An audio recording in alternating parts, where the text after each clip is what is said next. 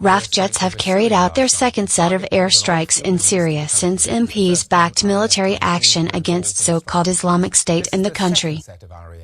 The Omar oil fields were targeted for the second time, using 2 tornadoes and, for the first time, 2 typhoons. Defense Secretary Michael Fallon, who is visiting the British base for the Syria mission in Cyprus, said, "Last night saw the full force of the RAF. 4 tornado jets launched the first UK airstrikes in Syria on Thursday. Bombing began hours after MPs gave their backing for military action, with the oil fields, which are in eastern Syria, targeted." During his visit to RAF Akrotiri in Cyprus, Mr. Fallon thanked military personnel. He made no assurances about the length of the campaign, telling them only it was not going to be short or simple. "We face a new kind of enemy that makes no demands, takes no hostages, doesn't want to negotiate," he said.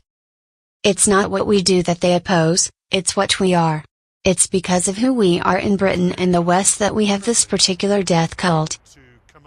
You go now into this full-bodied mission with your orders and with your training.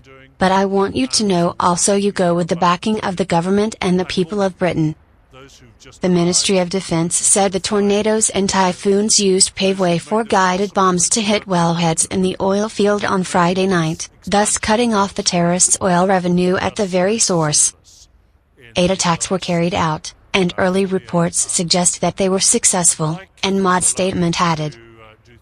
6 typhoons flew to Cyprus on Thursday to join the operation against IS, which the government refers to as Daesh and is also referred to.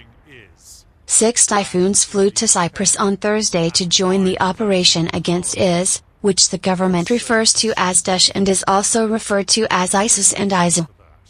The MOD said the deployment of the typhoons plus an extra 2 tornadoes offered a significant increase in strike capacity to both the RAF and the wider coalition air campaign. The RAF has been carrying out operations against IS in Iraq since last year. To date, the U.S. has conducted nearly all of the airstrikes in Syria and Iraq, with France, Australia and Denmark also taking part.